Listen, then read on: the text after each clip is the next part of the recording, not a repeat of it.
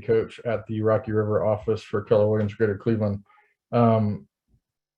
So you guys will have to forgive me because I have literally no idea how this works other than a quick 2-second intro to what I was given the other day. Do you guys typically just talk through the chat? Do you talk with a mic? How does this typically work? Just so I know.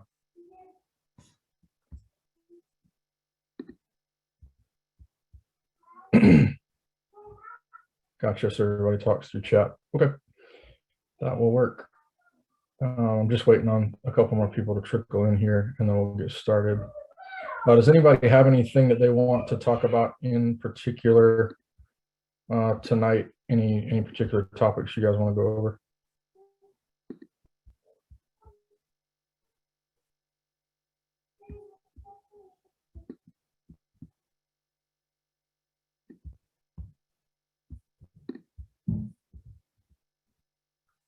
Contracts. Okay, Lisa, what do you mean by contracts?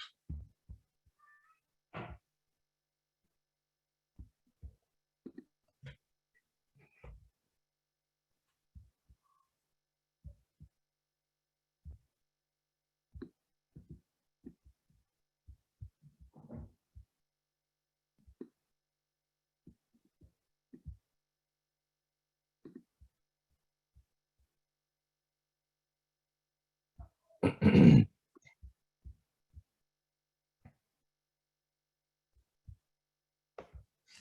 I'm happy for you guys to unmute too, if that helps as we're going through this.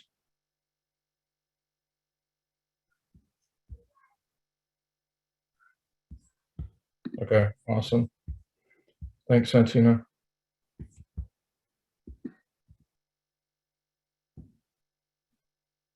Okay. So maybe we'll do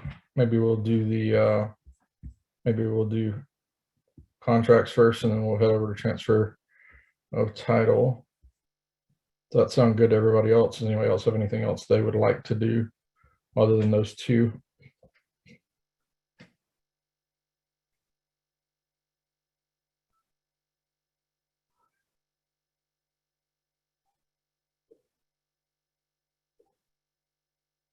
Awesome.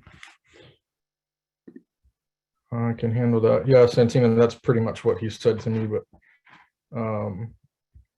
other than that, they were pretty light on what we were supposed to be doing. So awesome. Well, we will get cracking on this. We'll do contracts and we'll do transfer of title. So we'll launch the practice test here. All right. I have to adjust this chat window so I can actually see what's going on here. Okay. So we'll start practice session. All right, here you go. So bilateral contract is one that binds both parties to an agreement, binds only one party, is void, or is unenforceable.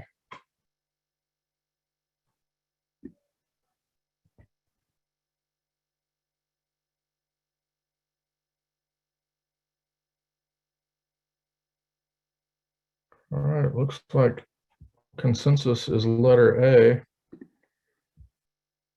Drum roll. Hey, you're good. Now, does he read this question rationale part, or does he just go to the next question?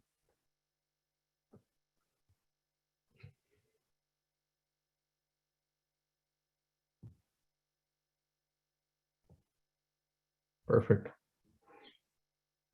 All right, next question. Which are liquidated damages? Gotcha. Thanks, Brent.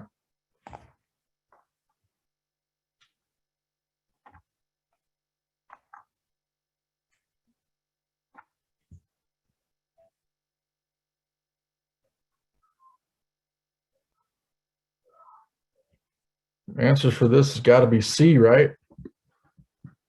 Paper money that's been soaked for 24 hours. It's been a long time since I've done CompuCram. I didn't realize that some of these answers were cheeky like that. All right, so we got a couple different answers here. We got some people saying B and some people saying A. Anybody else want to chime in?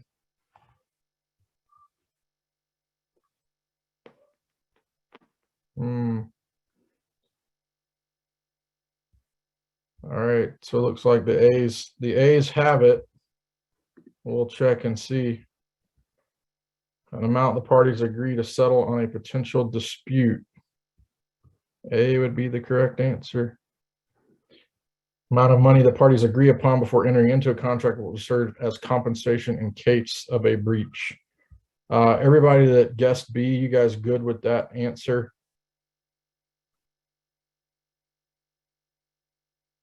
Okay, awesome. All right, next question. Condition or contingency in a contract can be waived by That's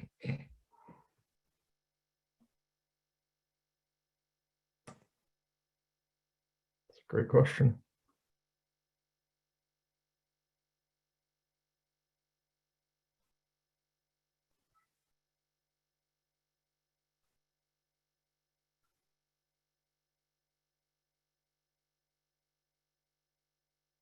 Mhm.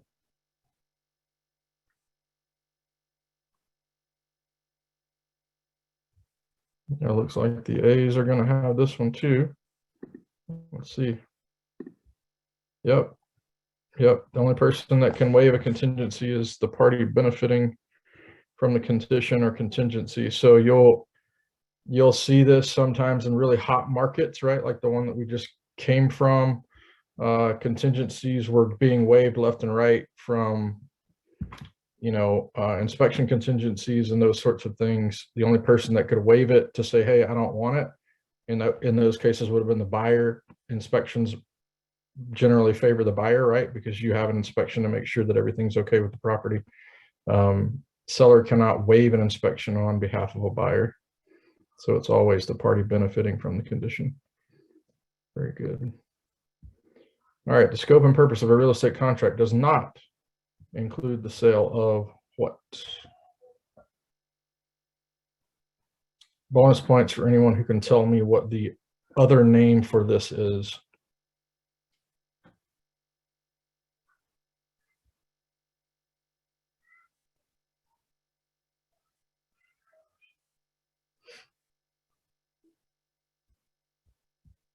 So the answer is D, but who can tell me what the other name for personal property is as it relates to real estate?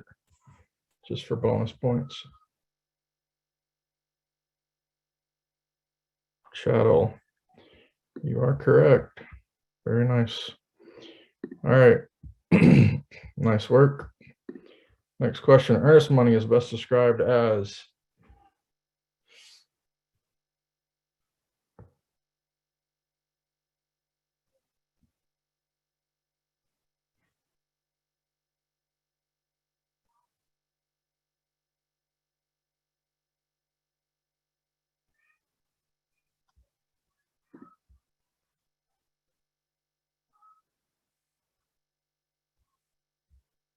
Yep, I think you guys are all on the right track. It'll be A, good faith money deposited by the purchaser at the time of signing the offer. Very good, very good. Which is not an essential element of a real estate contract? This is a great question. Great question.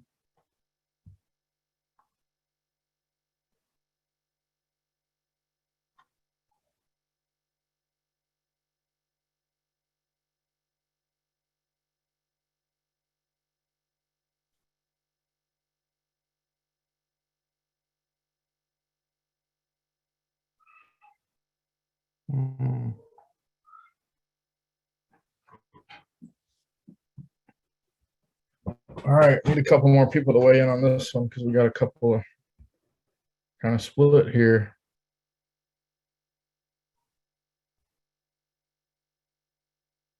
More A's than D's though.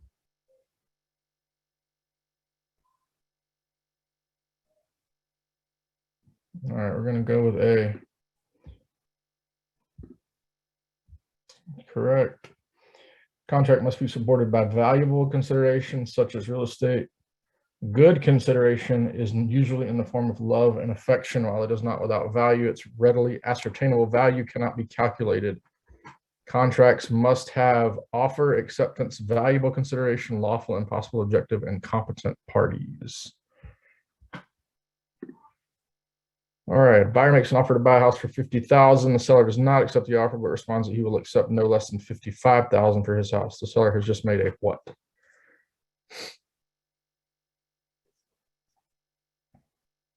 Yeah, this one's pretty easy here. Seller has made a counter offer. Keep in mind, this is really key right here. The counter offer terminates the original offer. That's assuming that the seller puts that in writing. All right. An agreement of sale is a contract between whom?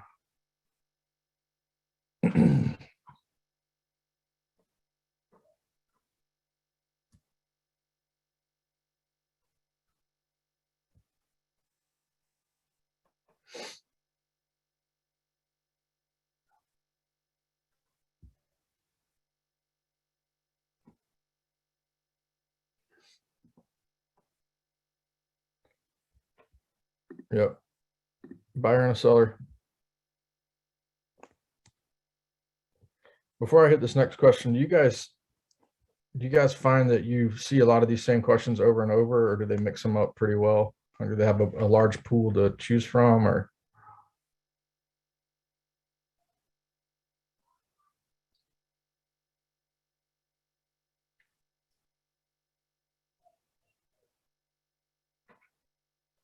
So you do see them over and over again, or you see different ones? It's a mix. Okay. All right. All right. Which has occurred when a contract has been rescinded and each party returns to the other any consideration has been tendered? This is a great question.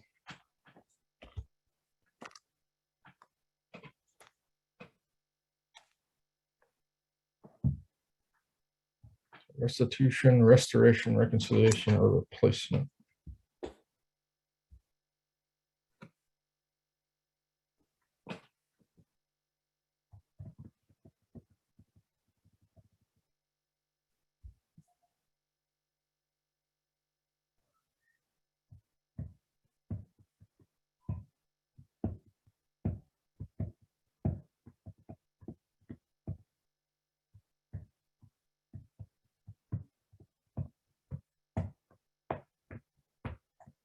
I actually don't know the answer to this one, so you guys are in better shape than I am.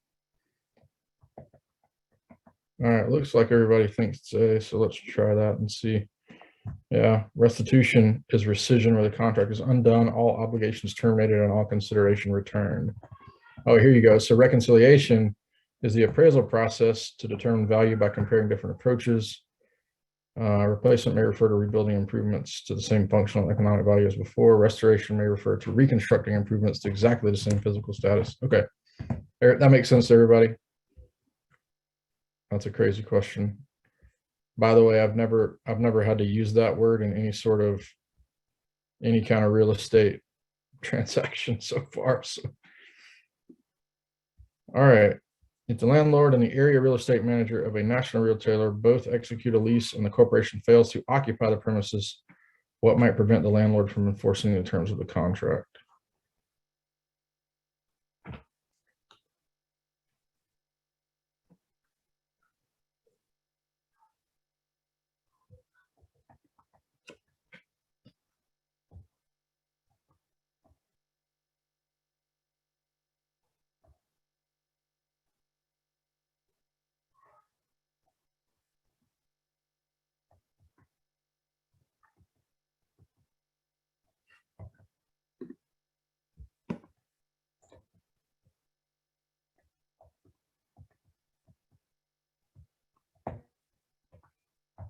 All right, I got a few D's here. What does everybody think?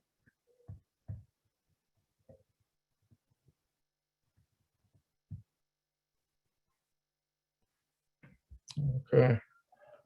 We'll see if the D's have it here.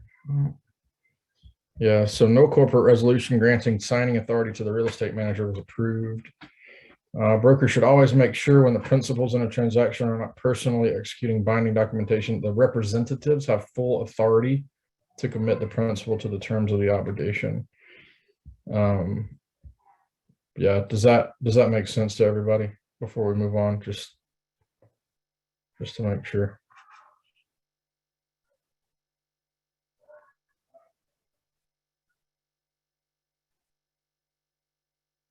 Okay.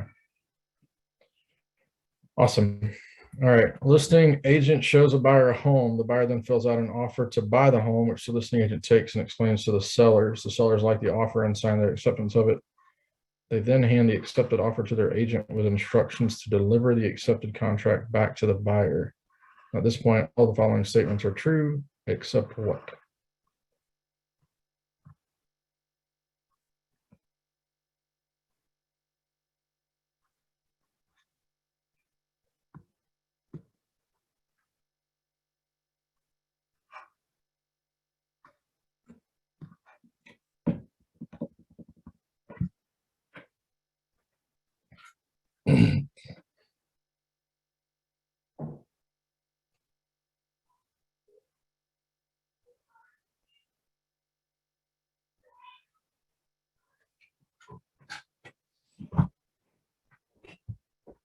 What do we think?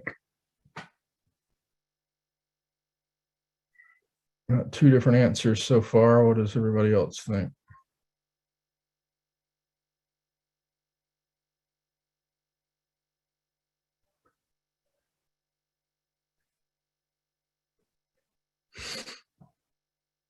Yep, I believe the answer is going to be answer number C here.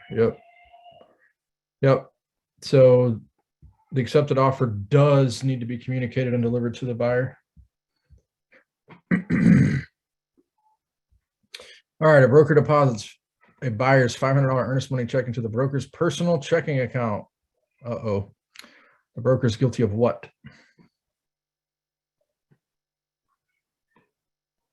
Yeah, that's pretty easy. That's pretty easy. All right.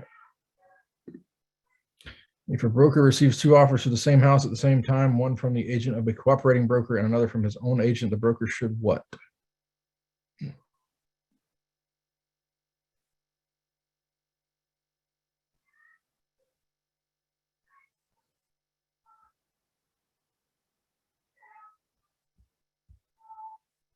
Yep, for sure. Submit both offers. All right, buyer made earnest money deposit of $500 on a $40,000 house, but withdrew the offer before the seller accepted it. The broker should dispose of the earnest money by what?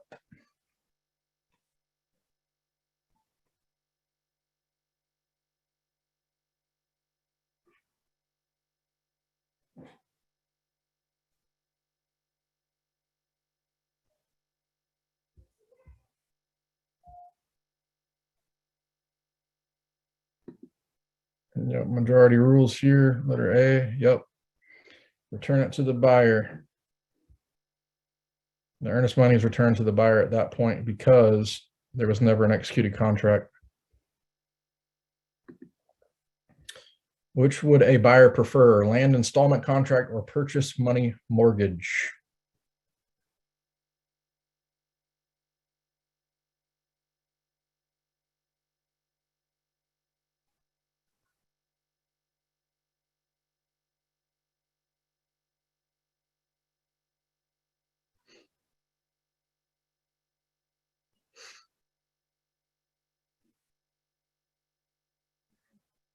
Nope, we're pretty split here so far. Whoa. All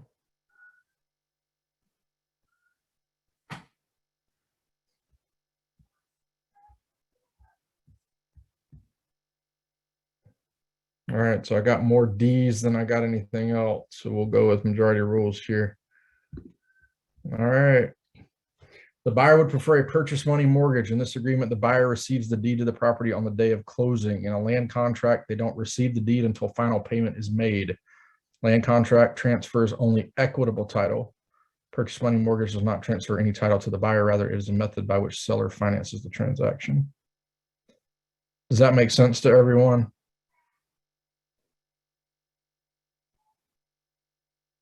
Okay, awesome. So next question should take us where? Oh yeah, back to the front. Okay. All right, so somebody said something about transfer of title. Shows me right here you guys are ready for this, so that's good. All right, launch the test. All right, so an estate is offering a parcel of property for the listed price and the contents of the home for a separate price. Which instrument should be used to transfer title of the house's contents?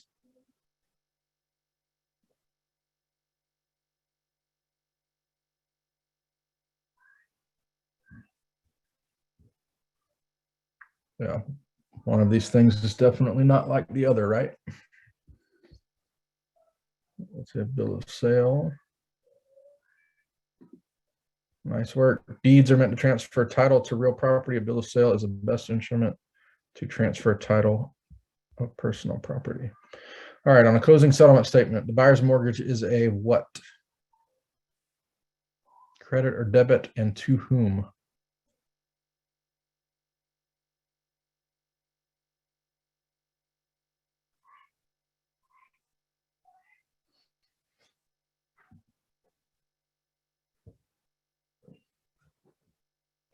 Oh, fairly split here.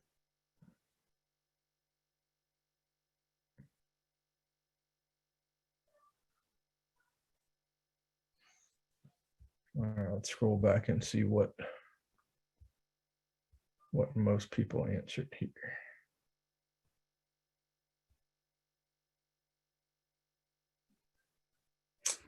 It looks like most people by one vote said C.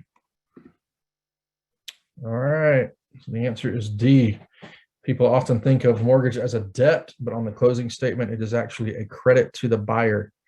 It reduces the amount of money the buyer must bring to the closing table.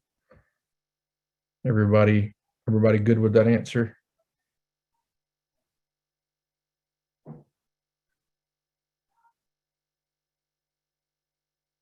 Yep, that's a good word. That's a good point, Brent.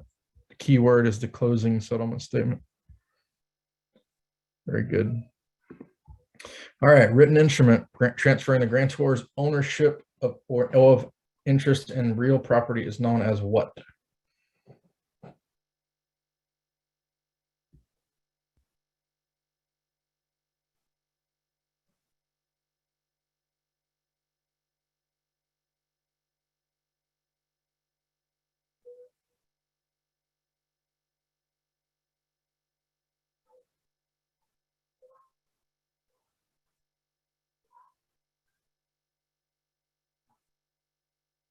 All right, fairly split. Let's get another couple answers here and see if we can.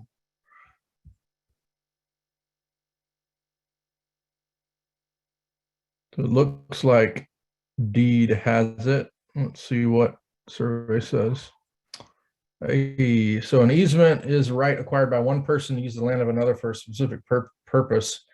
Title refers to the actual ownership of property. A deed conveys title.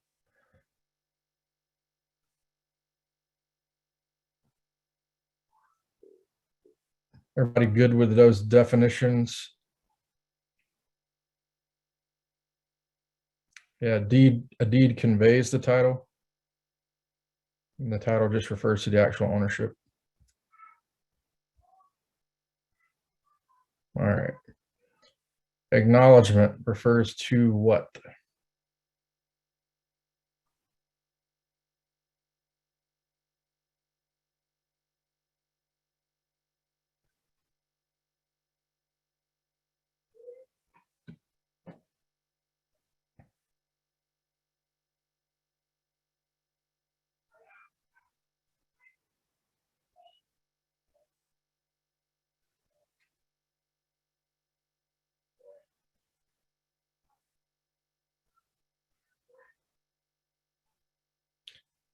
All right, looks like the C's have it. Let's select C and we'll see what happens. Yep, this is correct. A written declaration by a person executing an instrument given before a notary public. The sworn statement that the title is good is known as an affidavit of title. We knew it probably didn't have a lot to do with the addition of soil to a property. That's called accretion. The assumption of another's liability is known as assignment or assumption.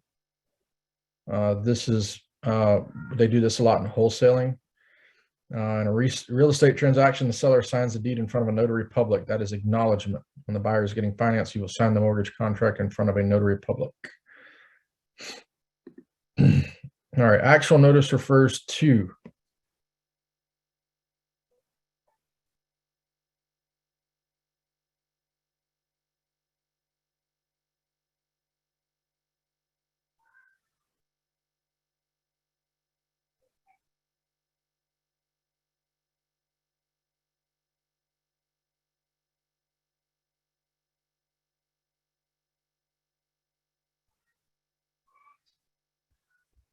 I see a bunch of A's so far.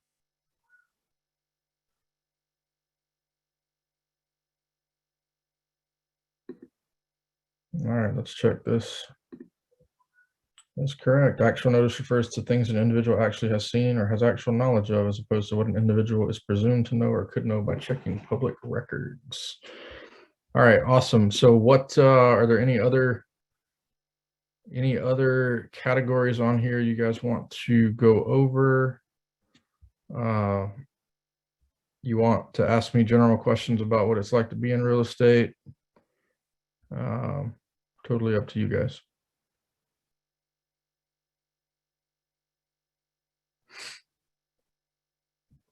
All right, we have general principles of agency.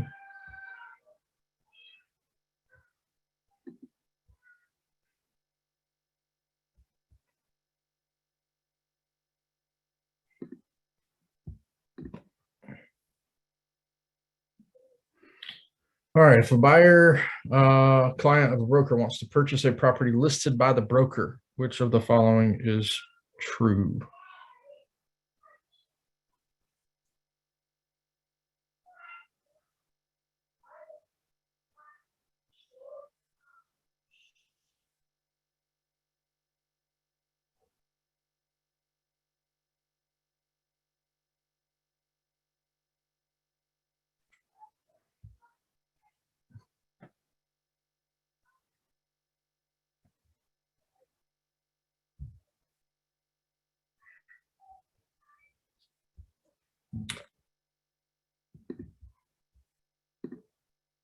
Nice work. Nice work. The buyer and seller must give their informed consent in order for the broker to represent both of them in the transaction. Dual agency can be a very tricky thing, so nice work on that.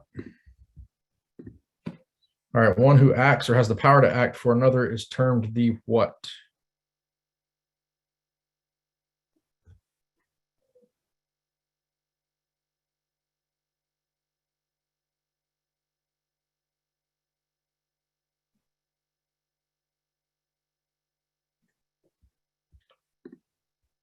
All right. A for everyone.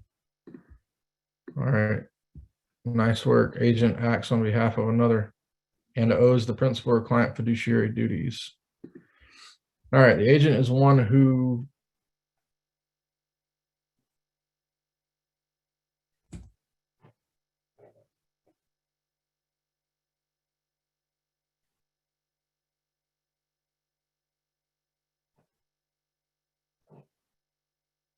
Yep, perfect. You guys are awesome.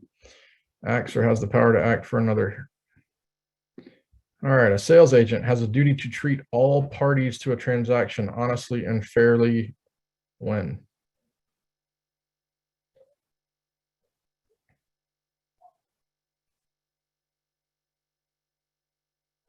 Yeah. Yeah, nice work here. You guys are doing a great job staying out of real estate jail.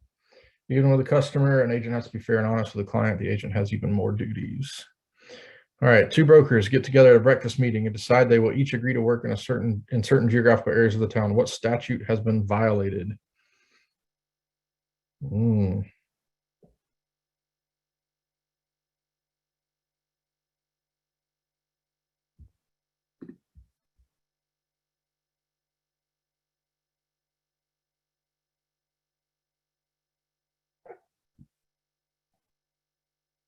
So lots of letter A's here. I bet this response is going to be super long. All right. The Sherman Antitrust Act prohibits monopolization. Price fixing and market fixing would be two examples of a violation. All right. An attorney, in fact, is best described as a what?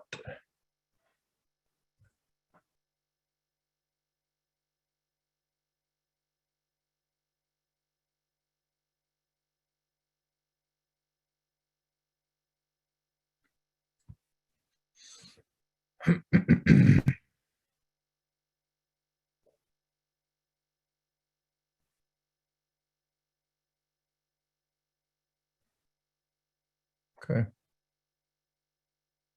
Yep, a lot of letter D's here. All right.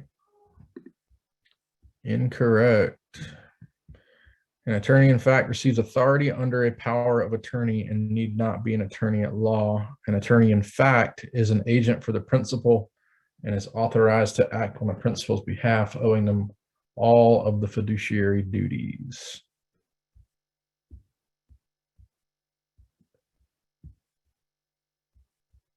Everybody good? Everybody good there?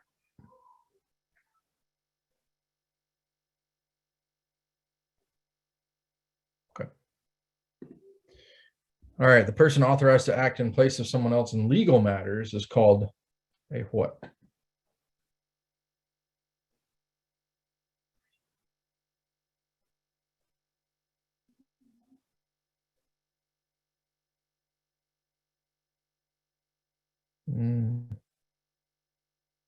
Interesting. I have a wide variety of answers here.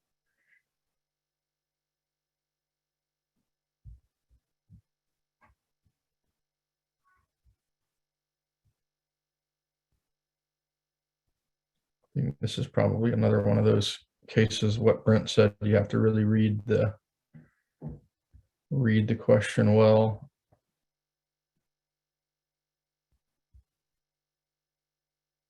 All right, so I have, let's see here.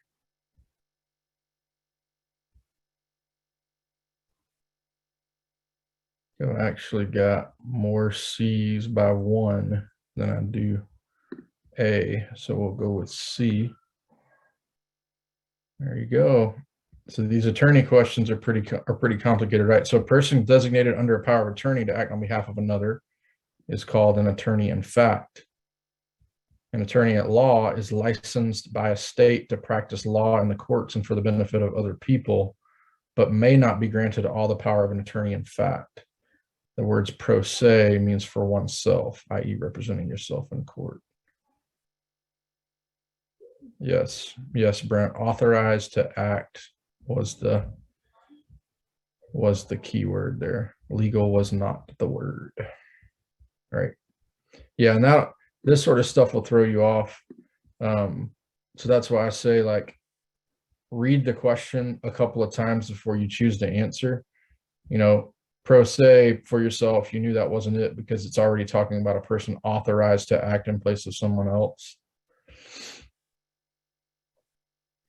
Or a person designated under a power of attorney to act on behalf of another is called an attorney in fact.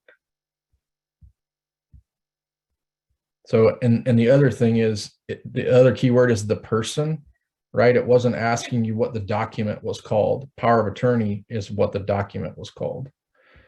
So it's asking you for the person, which would have either made it the attorney in fact or the attorney at law, and not D. So there you go. All right. The fiduciary duties of ACOLD include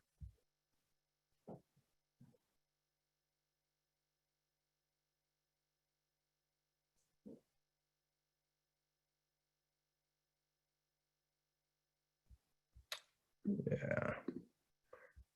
Accountability, care, obedience, loyalty, and disclosure of certain defects and offers. All right, which of the following would terminate an agency relationship between a seller and listing broker?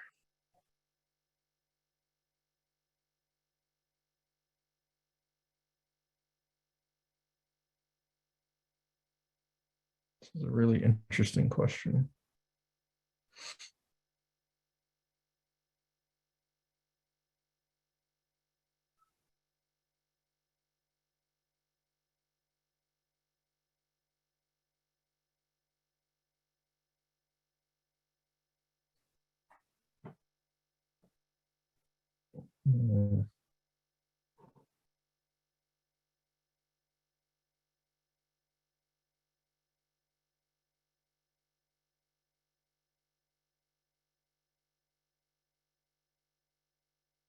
All right, what do we think?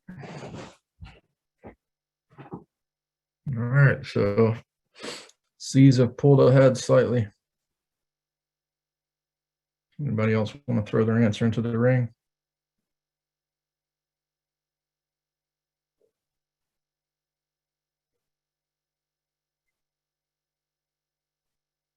All right, we'll go with C since that's the majority.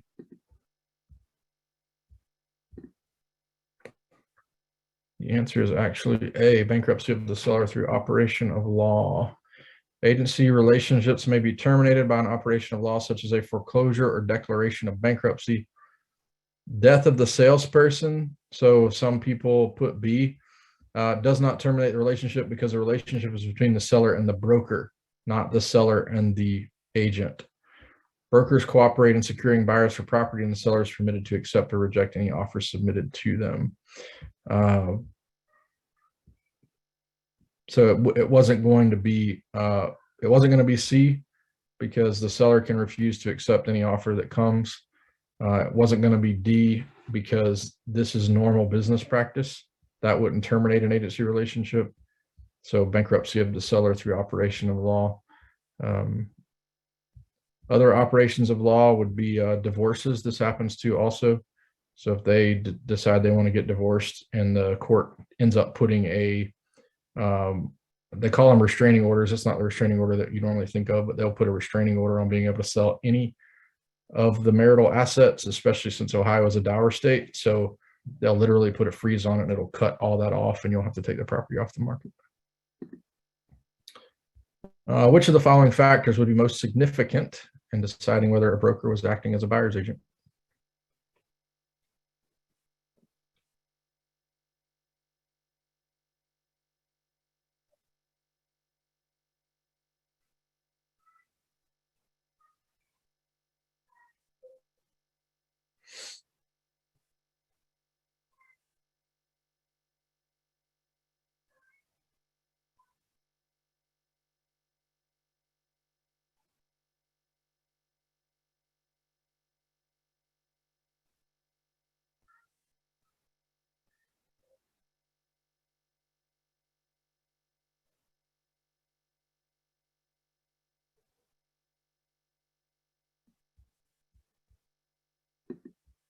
All right, looks like the bees have it. Let's see what it is. Yep. Exclusive representation agreement would be evidence of a principal agent relationship. Nice work, everyone. All right, any other categories here that people are just dying to look over?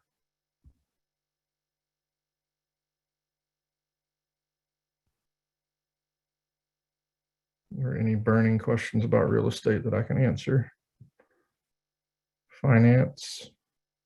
All right.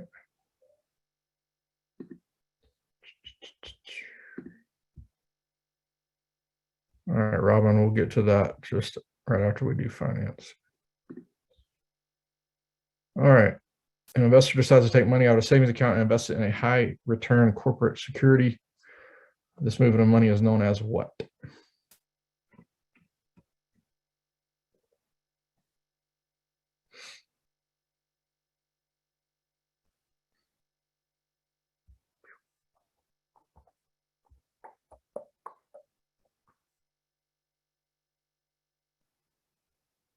All right, I think A's are gonna have the majority here unless somebody else wants to throw a different answer in.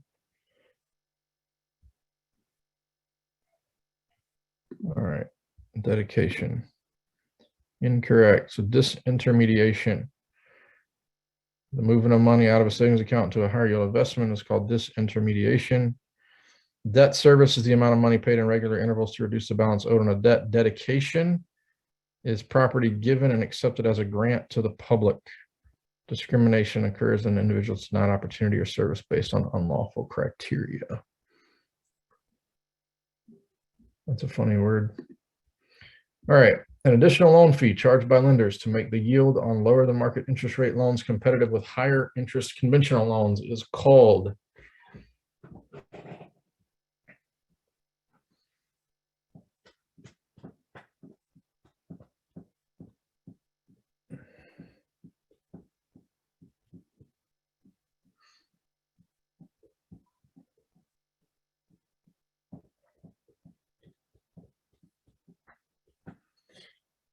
Yeah, it's C. Anytime you hear someone saying they're buying points or buying down the rate with points, this is exactly what they're talking about. All right, if a property generates a gross rent income of 200,000 and a sales price of 3 million, what is the gross rent multiplier?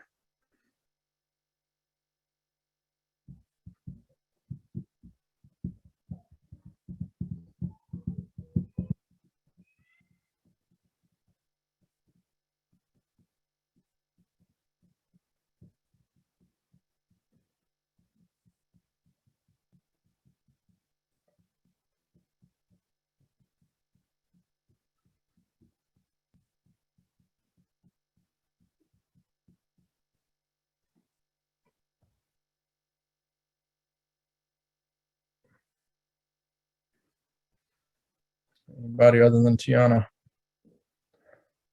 All right.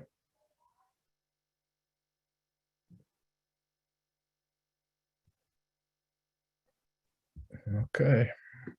Looks like C's have it here. Yep. So sales price divided by rent is the gross rent multiplier.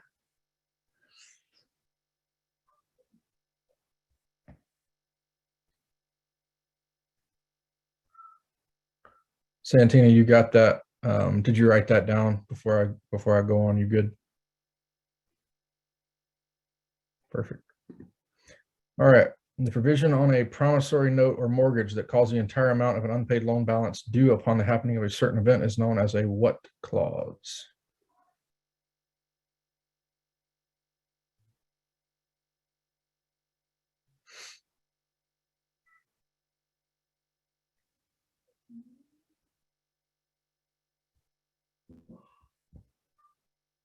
All right. Acceleration clause. There you go. Very good. Acceleration clause makes the entire unpaid amount due upon the happening of a certain event. All right, a lender wishes to make the yield on a lower than market interest rate loan competitive with higher interest rate conventional loans. What would the lender charge in order to make the loan more competitive? I gave you guys the answer for this one already. Jeez.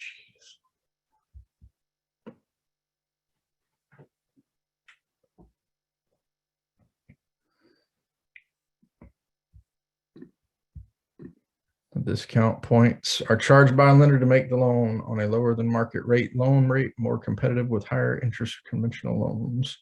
The discount point is usually equal to 1% of the loan amount. Awesome work. All right, a homeowner's property has been foreclosed upon by the bank and sold at public auction. The homeowner owed 50 grand on the mortgage, but the property sold for only 40 grand. To collect the 10 grand, the lender could what?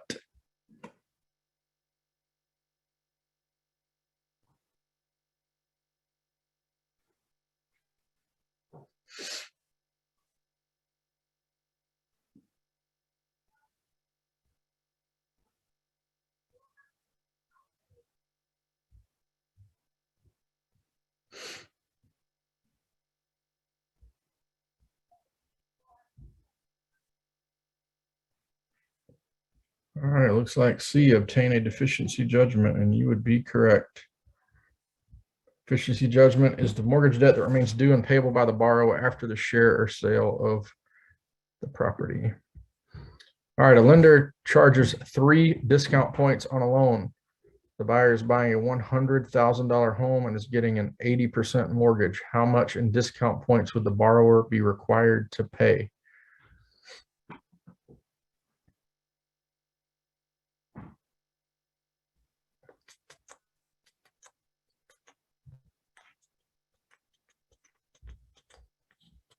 Everybody remember what we just said?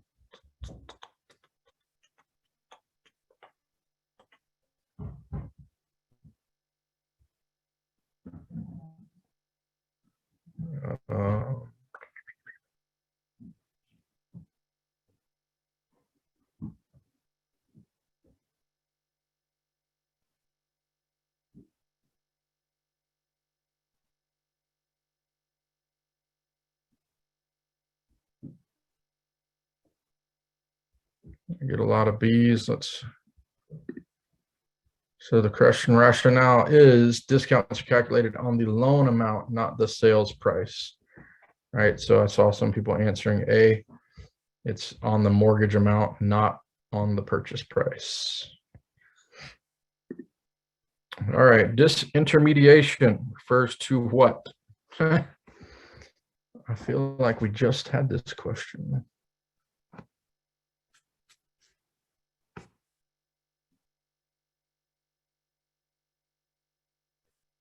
Yeah. Yeah, the answer is A. Awesome work. All right, seller must have 140,000 to pay off a mortgage, 15 for a vacation, 15 in closing costs, and a broker fee of 7%. How much must the property sell for? Ready, get out your calculators.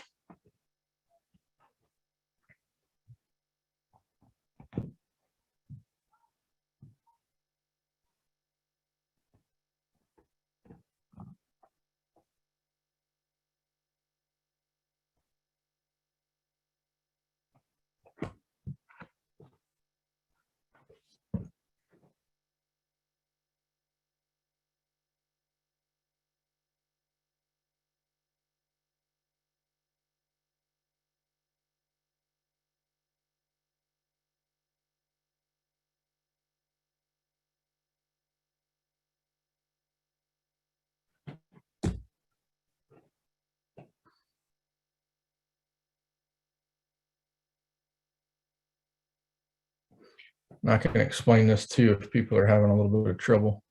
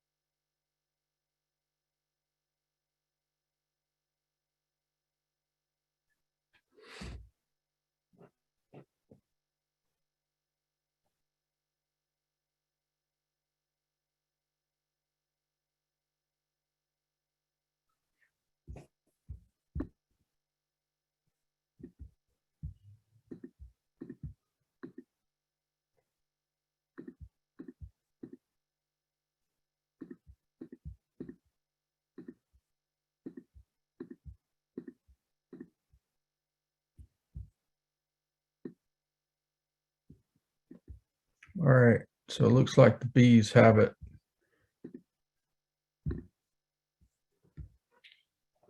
All right, so here's what I did. So first add up everything the seller wants. You have 140, 15, and 15, that equals 170, right? So out of 100%, the seller promised the broker 7%. So the seller share of 100% is 93%. So on this one, I just worked backwards, right? So I took 140 plus 15 plus 15. Then I looked at these answers and I said, okay, so if I multiply, and this C was the first one that I chose, 182,795.7, which you guys just saw me do in the chat right here. And then you multiply that by 0.93, so 93%, which is what the seller is going to get. And that equals their 170 that they needed, which is their 140, 15, and 15. Does that math make sense, or do I need to go over it again?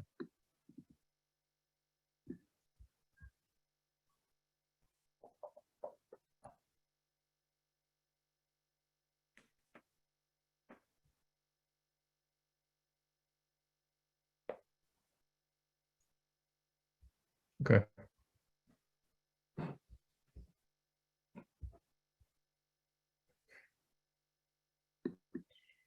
All right. A buyer is late with his monthly mortgage payment. The lender could declare the entire unpaid loan amount due immediately under which clause? Wow, really?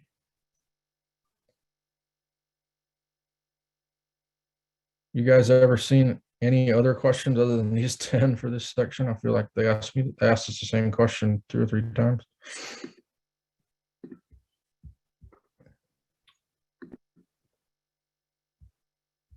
All right. And then we want to do land use really quick while we have a couple of minutes.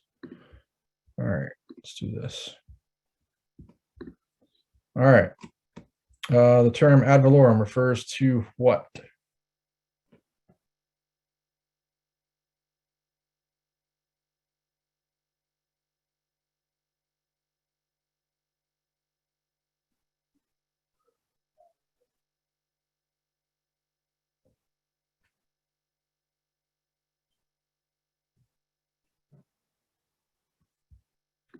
All right.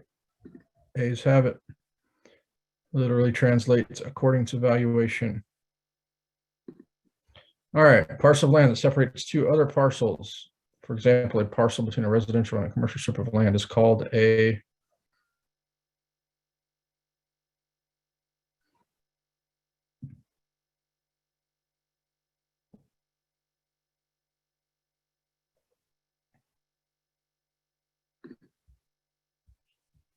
all right, I'm getting mostly C's here. And that would be correct.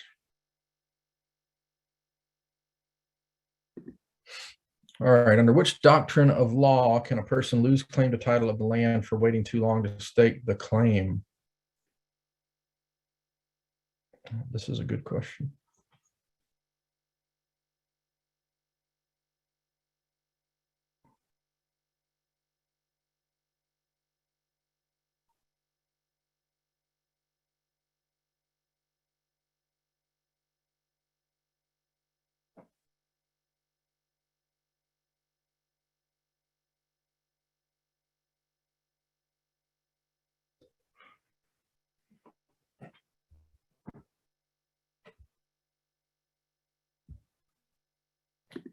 D is the most common answer. Yep. Person can lose rights to claims of title for waiting too long to take action.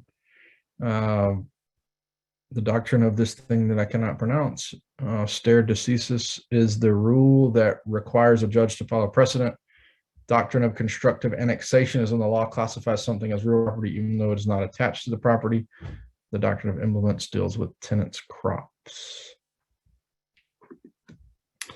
How does the immobility of land affect its value?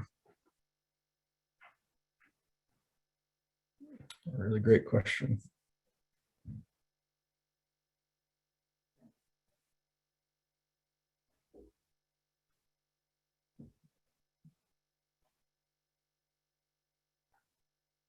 Well, see, you started out strong and now I got a bunch of A's.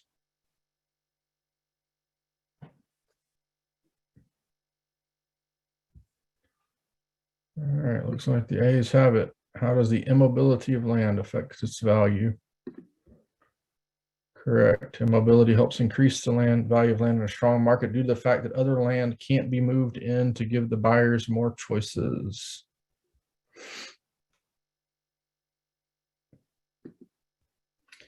All right. a tax levied on the sale price of an automobile is termed a what?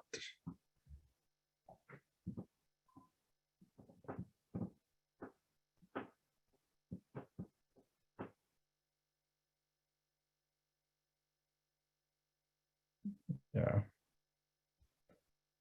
Ad valorem. There you go. All right, we've got just a couple minutes left. Any questions, comments?